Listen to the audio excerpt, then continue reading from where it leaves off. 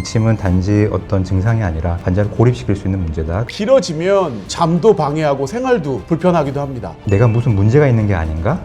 해결해주면 말끔하게 고칠 수 있다고 말씀을 주셨고.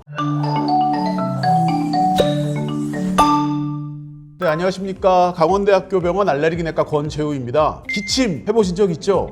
혹시 기침으로 굉장히 불편하시거나 힘들었던 적 있으신가요? 대개는 감기죠. 코도 불편하고 인후도도 불편하면서 길어지면 잠도 방해하고 생활도 불편하기도 합니다. 원인도 잘 모르겠는데 굉장히 기침이 길어지는 분들도 많이 오시는데요. 오늘은 이 길어지는 기침에 대해서 차근차근 알려드리겠습니다. 오늘은 대한천식알레르기학회 만성기침연구팀 팀장이시고 만성기침에서는 사실 세계적으로도 리딩 그룹에 계시는 서울 아산병원 알레르기내과 송우정 교수님 모시고 말씀 듣겠습니다. 교수님 안녕하세요. 네, 안녕하십니까. 외래에는 정말 기침이 떨어지지 않는다, 생활이 너무나 힘들다, 이런 환자분들이 너무 많이 오시는데요. 만성기침이란 무엇인지 한번 설명 부탁드립니다. 만성기침은 의학계의 정의로는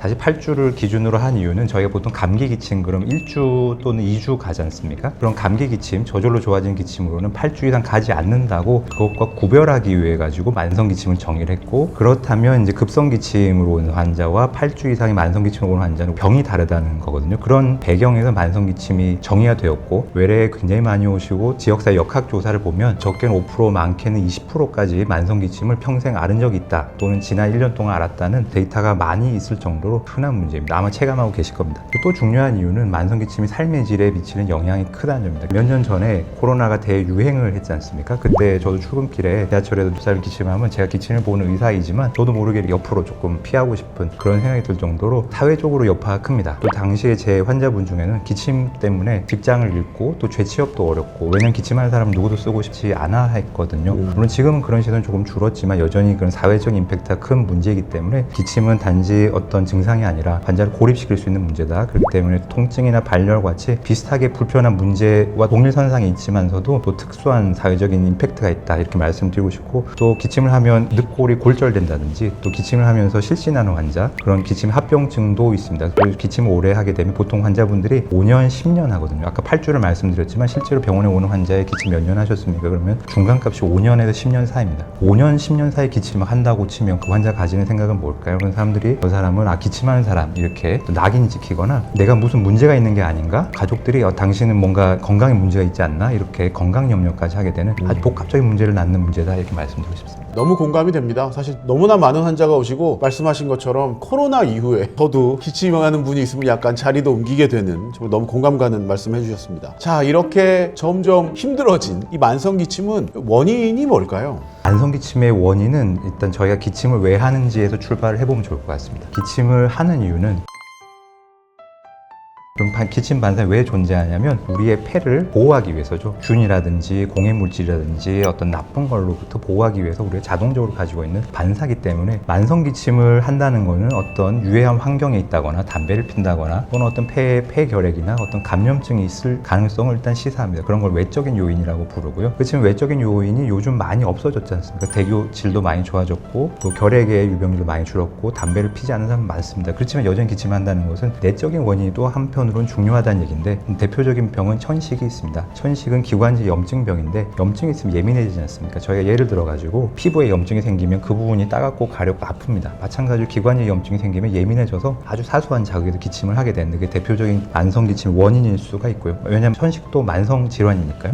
그리고 만성부비동염이라든지 만성-GERD 이런 병들도 중요한 원인입니다. 그렇기 때문에 과거에는 만성기침이 있으면 이런 만성질환을 잘 찾아서 치료하는 것이 가장 중요하다, 그리고 95%의 만성기침을 해결할 수 있다, 이렇게 얘기를 많이 했지 않습니까? 근데 실제로 저희가 환자를 보다 보면 딱 그렇게 맞아떨어지지 않는 환자도 굉장히 많다는 걸 알게 되면서 우리가 다르게 봐야 된다는 제시가 한 10년 사이에 있었습니다. 결국에는 닭이 먼저냐 달걀이 먼저냐 문제인데, 아까 말씀드린 것처럼 염증이 있으면 예민해진다면 예민해진 것 자체가 악순환을 만든다는 거죠. 그렇기 때문에 신경이 목에 있는데 거기에 과민성이 생긴 게 중요한 문제다, 이렇게 보는 관점이 있고, 이런 것을 기침 과민 증후군 이렇게 부릅니다. 마치 신경통과 같은 그런 문제인데, 그렇기 때문에 저희가 중요한 원인으로는 내적인 요인 중에서는 원인 질환 외에도 기침 신경 자체에 변화가 생긴 신경병적인 기침이 있다, 이렇게 말씀드립니다. 청산유수로 설명을 해주셨습니다. 그러니까 기침은 원래 우리한테 필요한 거다. 그러니까 뭐가 안 좋은 게 들어오면 내보내야 되니까 기침 안 하면 안 되죠. 근데 문제는 사람을 힘들게 할 정도로 하는 게 문제인데, 바깥의 요인, 대기오염이라든가 그 다음에는 요인에 더 예민하게 만드는 몇 가지 만성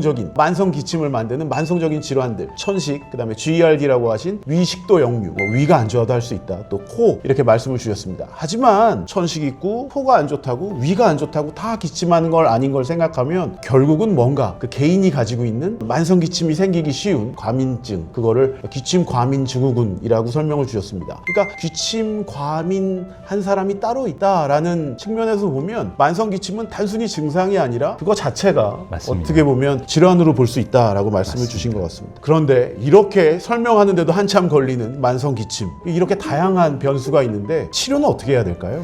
말씀하신 것처럼 다양한 원인을 고려해가지고 그 원인을 각각 찾고 교정하는 게 치료인데, 아마 이 짧은 시간에 저희가 모든 걸 말씀드릴 수 없지만 중요한 것은 우리가 꼭 해야 되는 검사를 하고 꼭 해야 되는 병력 청취를 함으로써 우리가 배제할 수 있는 병들이 있습니다. 어떤 폐렴, 폐결핵, 폐암 또는 흡연, 또는 약물 가운데서는 심장이라든지 혈압 조절에 쓰이는 ACE 인히비터라는 계열의 약이 있는데, 그런 것들이 있으면 쉽게 해결이 가능합니다. 근데 그렇지 않은 경우에는 아까 말씀드린 내적인 요인을 찾아봐야 되는데, 그런 것들이 현식이라든지 상기도 질환, GERD 이런 것들을 우리가 적절히 찾고 약을 씀으로써 제 생각에는 한 절반 정도의 이제 대학병원을 오시는 만성 기침 환자의 기침을 아주 말끔하게 해결할 수 있다고 생각이 드는데, 나머지 50%가 문제죠. 그래서 그 50%를 우리가 해결하기 위한 고민을 하고 있다, 이렇게 생각이 듭니다. 그래서 쓰는 약들이 아까 말씀드린 신경통을 치료하기 위한 진통제, 이런 것들이 기침 자체의 과민성을 줄여줄 수 있기 때문에 거기에는 뭐 코데인과 같은 마약성 진해제라든지, 우리가 예전에 알레르기 비염 치료에 많이 썼지만 지금은 조금 덜 쓰는 1세대 항히스타민제, 왜냐면 1세대 항히스타민제는 신경계를 조절해주는 역할을 가지고 있거든요. 또는 우리가 편두통 때 쓰는 가바펜틴이라든지 우울증 때 쓰는 아미트립틴과 같은 그런 신경계 약들이 만성기침에서는 임상시험을 통해서 효과가 입증되어 있는 부분들이 있습니다. 물론 그 중에서도 절반 정도만 그 약들을 듣는 아직 한계가 있지만, 그런 약들을 환자의 증상과 검사 결과 징후에 맞춰가지고 적절하게 씀으로써 제 생각에는 대학병을 찾는 만성기침 환자의 한 70%, 80%는 조절이 잘 될 수 있다, 이렇게 생각합니다.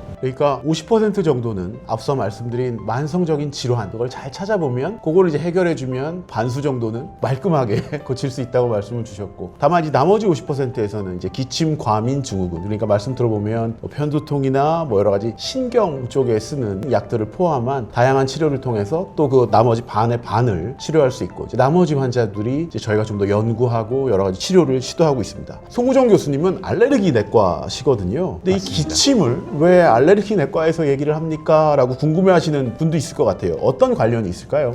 네, 우선 첫 번째로는 아까 말씀드린 원인과 관련이 있습니다. 천식이라든지 알레르기 비염, 이런 병등 대표적인 알레르기 질환이죠. 그렇게 그 알레르기 질환으로 설명되는 만성기침이 성인 만성기침 환자의 약 40% 정도가 되기 때문에 알레르기 내과 의사의 전문성을 가지고 치료할 수 있는 영역이 굉장히 큽니다. 두 번째는 기전적인 측면인데요. 아까 말씀드린 것처럼 기침 반사의 과민성이 중요하다고 말씀드렸는데, 그 과민성이라는 것은 반응하지 않아도 되는데 반응하는 어떤 현상을 말하는 거거든요. 알레르기는 면역학적으로 우리가 반응하지 않아도 되는 환경 속에 있는 흔한 물질, 동물털, 진드기 이런 꽃가루에 대해 가지고 우리가 염증을 나타내는 게 알레르기 염증 질환 이렇게 부르는 것처럼, 만성기침 환자의 기침 반사 과민성은 주변 가족분, 친구분들의 얘기를 들어보면 알 수 있습니다. 어떤 자극에 기침하시냐 물어보면 찬 공기, 향수 이런 거에 기침합니다. 그럼 그게 우리 폐를 공격하는 해로운 물질일까? 아니죠. 그렇기 때문에 기침 자체가 과민성의 기전을 가지고 있는 겁니다. 그렇기 때문에 알레르기 내과의 의사의 관점에서 이 병을 연구하고 치료하는 데 전문성을 충분히 갖고 있다. 그렇기 때문에 이미 그렇게 역할을 다들 많이 하고 계시지 않나 생각합니다.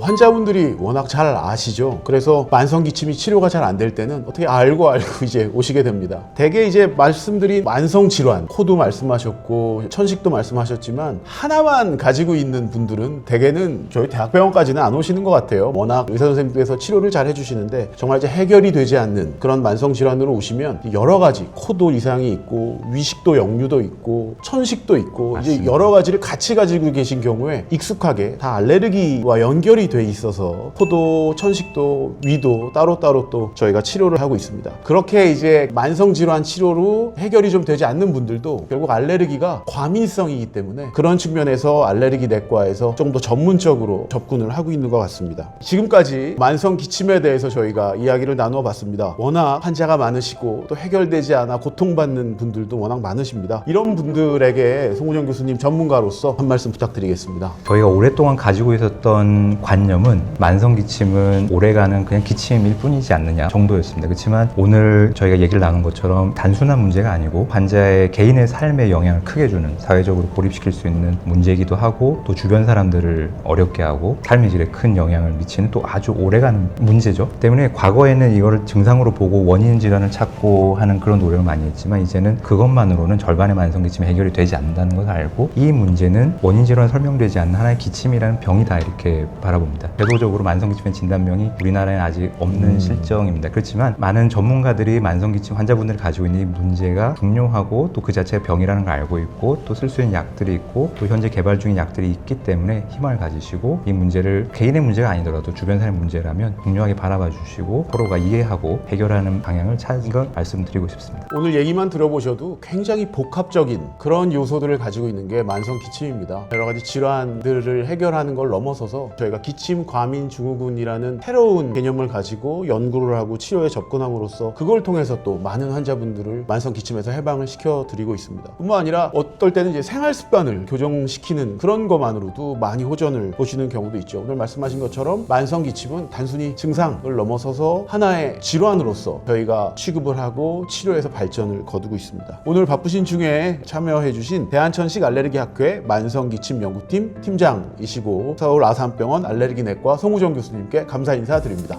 오늘의 정보가 도움이 되었다면 구독, 좋아요, 알림 설정 부탁드립니다. 감사합니다.